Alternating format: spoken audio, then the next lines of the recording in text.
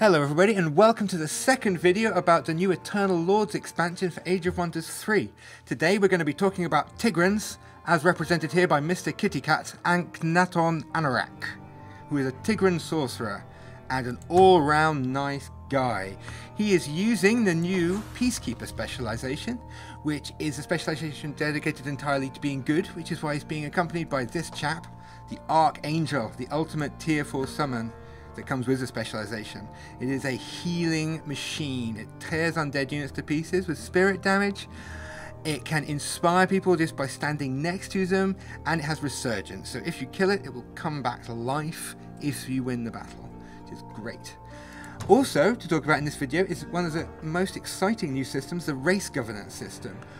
What that means is each race has 5 upgrades that unlock as you go through the game. We've started here with 2 of them unlocked, so I can show you. The Tigrans start here with 2, level 1, Patron. We can either make our Prowlers 15 gold cheaper to produce, which is the military option, or for the economic option we can make Settlers cheaper to produce. Now, doesn't really matter. In this particular case we'll choose cheaper Settlers, accept that. We're also at level 2. Normally this would unlock around turn 20 or so for a normal player. We can either give our Tigran cheater units the Hurl Net ability, which is a ranged paralysis ability, or we can make our Tigran cities produce 10 gold for each observatory they have. Now, usually it depends on your situation whether you want to choose an economic or a military thing. Since, you know, it's a let's play, you want to see fights, we'll just choose a military thing. That's great. Hopefully we've got a cheater lying around somewhere so we can show you that.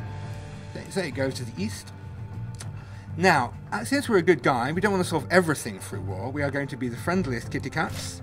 We're going to say hello to the little humans, and we're going to offer them vassalage. We shall kindly offer to let them become our servants, as it were, in return for our protection, which is typically the protection from us not attacking them, killing them all. But still, it's a thought that counts. We are nice people, and they are now our ally. Open them up again. You can see here, our allies. Now, they're actually giving us now a portion of their income. You can see that 80% of their income comes in, because they're our friends. If we were to upset them in some way, that income will go down, but for now they're quite happy. In 5 turns, I think they could actually simply ask them to join our empire. We could also start demanding things from them. We could tell them, give me some units now, or something like that. It'll upset them, but you know, it'll let us get some stuff quickly if we happen to need it. Okay, what else do we have? Now over here we have a new structure, the Lost Library. We'll move an army onto there. The Lost Library is undefended. Now, since we're getting income from our vassal, and the Lost Library gives 10 knowledge, if we were to clear it, which we will now do, we will get more knowledge as well. Okay, so here we have the Lost Library. As you can see, it's quite a big library, so whoever lost it must have been quite forgetful.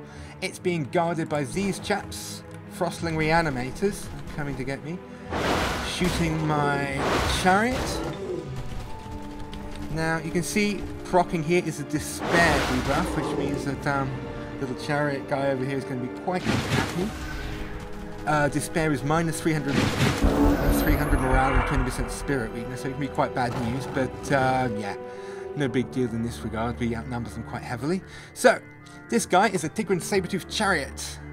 He is a kitty cat being pulled by more kitty cats. He is the cavalry unit, and his little trick is he can throw a sun spear, which is a ranged attack, which kind of makes him unique among the cavalry units. Generally, his stats wise, he's not actually that impressive, but more than made up for it by his ranged attack.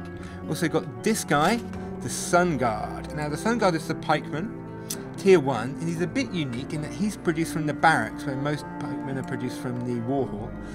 He is also got a shield, a sun shield, which is a magical shield which protects against fire. And it's very useful also that the sun shield gives a resistance bonus against non-flanking attacks. Now, you might notice that this guy's resistance is only 7. All Tigrans have -1 resistance to make up for the fact that they move at ludicrous speeds across the battlefield. You might notice that this guy, every time he takes a step, is only using 5 move points instead of 6. So essentially, Tigrans can always move 1 hex further on the world map. So, beat up the Lost Sun. He's also using the Guard Breaker ability there, which is another thing that the Sun Guards have.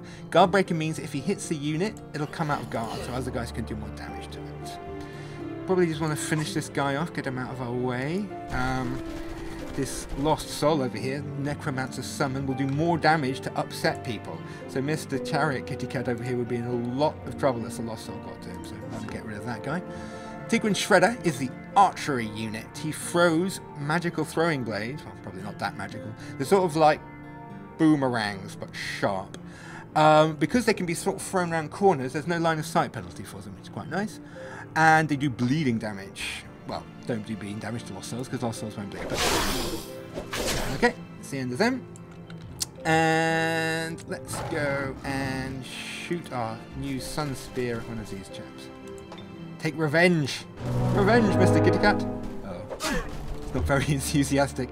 Yep, from all of the super low morale, he has fumbled his attack, so only does half damage. But at least he set the guy on fire, so, you know, all's well that ends well.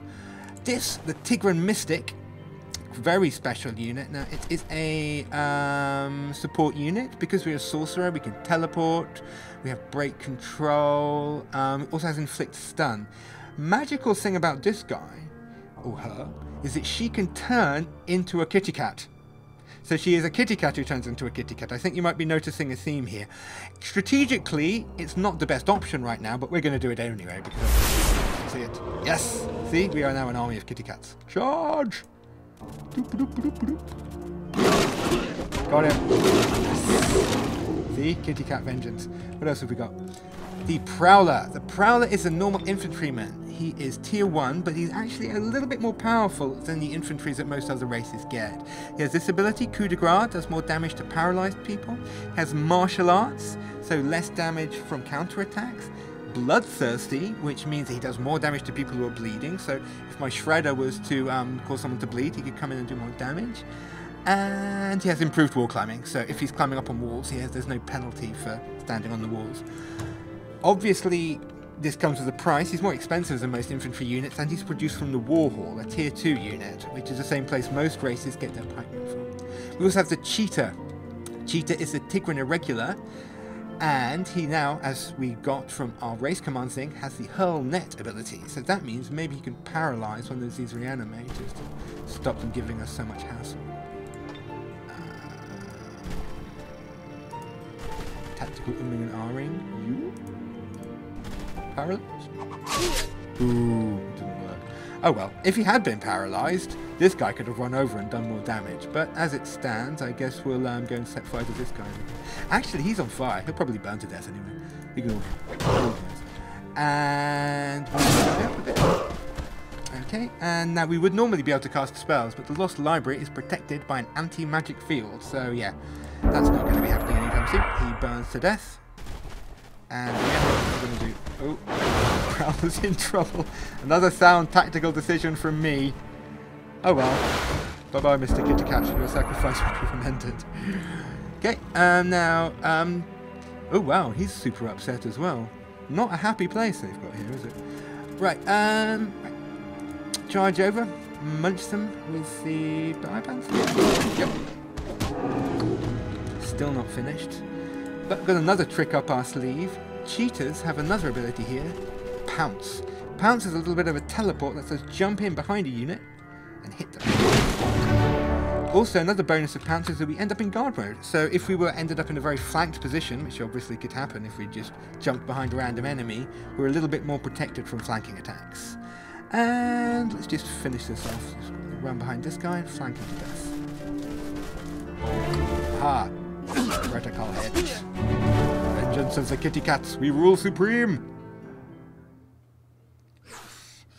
Okay, now, the advantage of taking a Lost Library is it gives us a spell from our spellbook. So, we have gotten Dispel, which we could have researched, now we don't have to, and 21 research points, that's quite nice. And now, if we go back to our village, we'll see it's now giving us a little bit of knowledge from the Lost Library. Okay, so what else are we going to do? Spells. Right, now, we have this spell here, Spiritual Freedom. I already mentioned we are part of the Keeper of the Peace specialization. Spiritual Freedom is a spell as part of that. All of the new specializations have a spell equivalent to this. We cast it on a city, and every unit produced from this city will have a buff. It will also be dedicated to good. So if we check out the Prowler, who is now cheaper, because we chose that, I think, we will see that he has the meditate ability, which he's gotten from that spell. He also has this, dedicated to good. Dedicated to good means that if we do not have a good alignment, he will be upset with us. At the moment we're neutral, so it's kind of, yeah, we can just kind of ignore it. It's a minus 200 morale. If we were evil, it would be very bad news, and we really generally wouldn't be able to use the unit. So the spell essentially forces us to stay good, but in return gives us much more powerful units. We want to defend the city a bit more, so we'll build a Sphinx in here. It's always good. This is the tier 3 Tigran. Get to see him in action in a little bit. We'll go up north, see what we can find.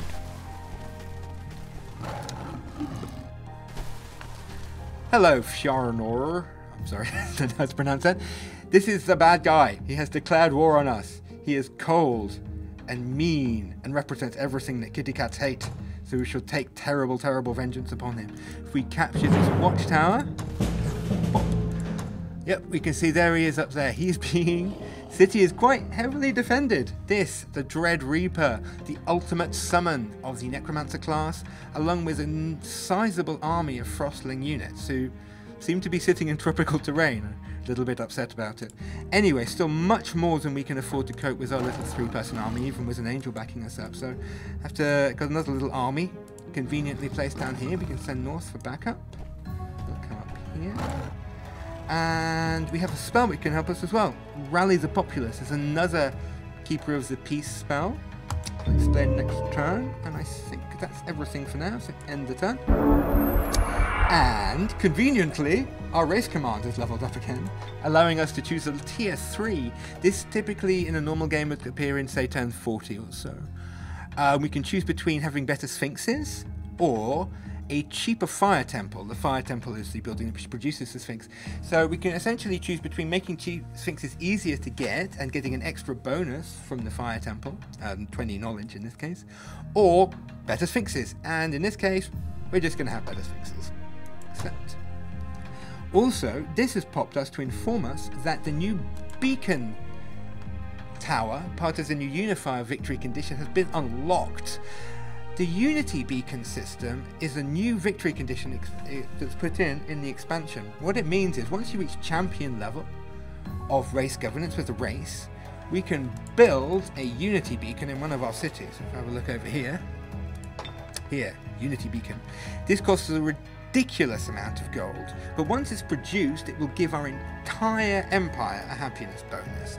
It will also give everybody else's empire a happiness penalty. This beacon represents the fact that kitty cats are destined to rule the world. It's so magical and powerful that everyone in the world begins to believe it and starts to riot against their masters.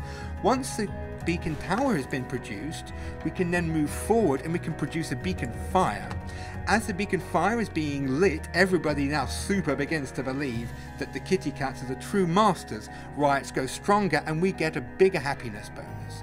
Once the fire is lit, the Unity beacon is completed, massive riots all over the world, big unhappiness penalties over there, big happiness bonuses over here, and if we can get enough beacons lit, we win the game. So it's a sort of diplomatic turtling victory. If you can set up a big empire, defend your borders well enough, and get these beacons up before your opponents do, it's a way of winning. But obviously we don't have time to sit around for the 40 or 50 turns it would take to achieve that, so I'm going to have to leave that to your imagination, I'm afraid, and go back to the case at hand, which is this city over here. Okay, rally the populace. Now, target enemy city suffers from blah blah blah. Okay, what this spell essentially does is upset the city a lot, but more importantly, it makes the city very likely to rebel against its master and hopefully join us. Well, in fact, almost guaranteed join us because we're the person who cast the spell. So we'll bring this army up, and hopefully next turn we will be able to invade. Also over here, got this army. Maybe might as well keep exploring over here, in case by chance there is another city that we might want to have a look at, which there is. Deal with that next turn. And turn. Liberate Lashimi. Okay. because the spell has been cast on this city, they have decided that they hate their master so much, they want to join our team. Join Team Kitty Cat. Liberate the Shimi. Please help us overthrow our corrupt oppressor. Yes, I will. Okay, now that it's been accepted, when we invade, the populace is going to help in the battle. They will throw the doors open for us, and they will have stolen military supplies, and will be attacking and joining us in battle. They'll spawn units to help in combat. You can actually get this to occur without using the spell, by essentially making it so that the city likes you a lot more than it likes its master. But it's a little bit too complicated to explain for now. Anyway, let's invade. Manual combat. Okay, here we are. We have come to liberate the oppressed kitty cats of this city. You can see that they've already thrown the gates open for us, which is handy. Now, this is a Tigran city. There's an explanation, by the way, of what Betrayal actually does. Oh, all of the enemies have minus 600 morale as well. They're very upset because they know that the people they're protecting are not supporting them.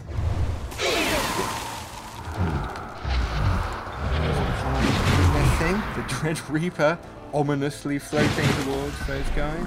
They were kind of rolling out of the city. They don't actually have any ranged units at all, or very few ranged units, so they probably decided that they might as well just come straight out because, yeah, not much point in standing behind those doors. So see in the background, nice bit of example of Tigran architecture, big pyramids. Now, what's going on here? Okay, you might have wondered where this guy's come from. This cheetah is actually been spawned as part of the betrayal. The populace are rising up and coming out onto the field of battle to join us. Rather unfortunately for this guy, he's not going to be contributing much since he's been frozen by a snowscaper. But, you know, these guys could probably help, you know, cannon fodder and such. So, what have we got? Okay, super cool unit, the Tigran Sphinx. This is tier 3. It is actually an irregular unit, which means it is a combined melee and ranged attack unit. It has Sun Disc, it shoots laser beams out of its eyes. It can cause fear, and it actually does quite a lot of damage as well. These values are actually much higher than normal since we took the attack bonus option for race governance for Sphinxes.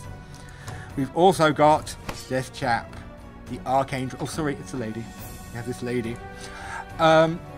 She is essentially a tier 4 killing machine, who I've already discussed. She is going to be extremely useful for taking out this Reaper. She's going to use the ability Meditate, which is the same ability we gave the people produced in the city with the spell earlier. Essentially, burn up all your action points, give yourself a nice buff. She gave herself Equanimity of Mind, plus 3 physical damage. Very nice. It will last till the end of battle. What are we going to do? Let's let them come to us since they've so helpfully come out of the city. So I'll set up a nice little sort of defensive line. I'm sure there's a tactical word for this in sort of battlefield stuff. I have no idea what it is. Send our little sphinxes forwards. And the Tigran Mystics can be over there. You've used up all your action points. Now, time to use some tactical magic. You've got a lot of very, very powerful spells as part of the Peacekeeper thing. I think the most important, most fun one anyway, is this, Shield of Light. All of the enemies get 20% blight, spirit weakness, and the target, use it on the angel, whenever she's struck, she will do damage and even daze the person who struck her. So it's a version very similar to the static shield that other units, as the sorcerer gets. Yeah. Well, more guys coming in to aid the cause. Was the Ice Measure effect from the Ice Queen Frostling unit. She's super upset, but can still obviously pack a punch. What are you up to? Invoke Death is a very powerful ability from the Reaper. He essentially does that essentially. Either you save, in which case your max hit points goes down by 40, which means you can get one-shotted by tier 1 regular stood on the wall, or you simply die straight away. So yeah, this guy's really not to be messed with. But I think first concern is to get this Ice Queen off our back. How's the best way of doing that? Actually, this guy's probably more of a threat. Let's just turn the Ice Queen round so she's not a threat anymore. Okay, now this guy can fly away, because she's not watching it. We can fly away, land here. We can start doing some damage to these guys. We're going to use the laser beam from the eyes ability. Boop, boop. Sun Disc. Now, a lot of these guys have fire weakness because they're frostlings, and the undead have fire weakness as well. Certainly coming in here from a position of strength. Notice it has a range of 3, which hopefully means we can land on the other side and do it again. Oh. Oops. Can I still move? Do I have any move points left? I've got a move point left. It's okay. Alright. Tactical genius over here. Right. Blast him. Poof. Got him. Okay. Now you notice bang, when the these guys, the Frostling Royal Guards die, they explode and blast everyone nearby with ice damage. So kind of lucky be I'm going to dodge the bullet there. Now, the Archangel is going to now completely murder the Reaper. I swear to you, the Reaper is an incredibly powerful unit capable of doing terrible things to lots of people all at once. It really is not as pathetic as I'm about to make it look. Bye. Yep. Oh, forgotten about that. Yeah, he explodes when he dies as well. Void explosion. Everyone nearby takes ice and spirit damage, so it looks like he did kind of get the last laugh in. But yep. Right, last thing, let's attack the Mammoth. Probably best is to like hit him with this Castigate ability. Is it called Castigate? No, Magic Bolts. Castigate's the other ability from the Frostlings. Okay, shoot him. That's the end of him. And what else do we want to do? Yep, you can contribute. You can do your bit, Mr. Cheetah. We appreciate that you've come in to try and help us get your city back, so you can pounce over there. Donk. Anyone else? Nope. Oh, we have a scout. Oh, of course, it's a warlord, and in Betrayal, the city will produce, in this Betrayal event, any unit that it itself could actually potentially build. So, since it's a warlord city, it can make a scout for us, which is a new warlord unit. High-speed, light sort of skirmishing unit. Very fast. Try and get in to join in. Mr. Anorax. Is over here. Can you contribute? Oh, right, yeah, the Frost Queen. Aha. Anything we can do about that? Fireball? Always good. Ooh, let's safeguard something. Who is he going to pick on? Aha, right, this is a nice example of something we can do. This Tigraner over here, Cheetah, has got 5 hit points. We've got a safeguard on it. That gives him 100% protection against all damage types. Ah. Unfortunately, he's already had 60% frost weakness, so unfortunately it's not safe against frost damage, so that might have been a bit of a waste of time. Might not actually work.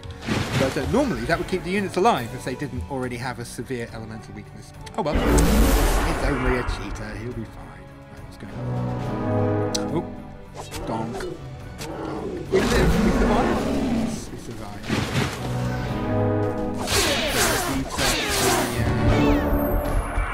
Cheetahs? Now, yeah, cheetahs are melee units and they're ranged units, so they really don't stand much of a chance. Now, this guy has set a pledge of protection on the Ice Queen. Now, Frostlings are actually a matriarchal society. The women are in charge, and these guys, the Royal Guard, are created with magic to keep them alive, which is how they have this sort of absorb pain-like ability, which lets them transfer damage from the ladies to themselves. So it's probably a good idea to kill this guy before we try and take out the Ice Queen.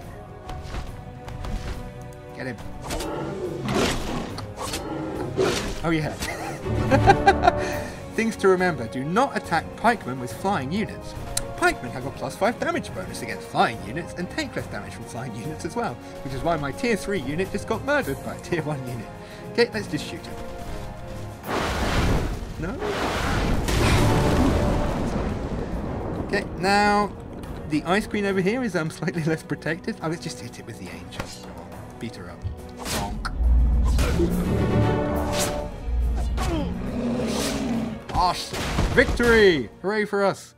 Okay, and there we have it. The city is ours. Now, normally when you take a city, it becomes occupied automatically and you have to absorb it or migrate it or something. Since the city betrayed its owner to join us, we don't have to do that. It's immediately under our control. So we've got a nice new sparkly Tigran city to start doing stuff in.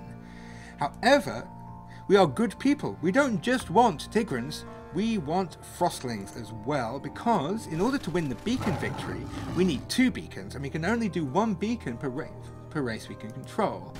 Come over here.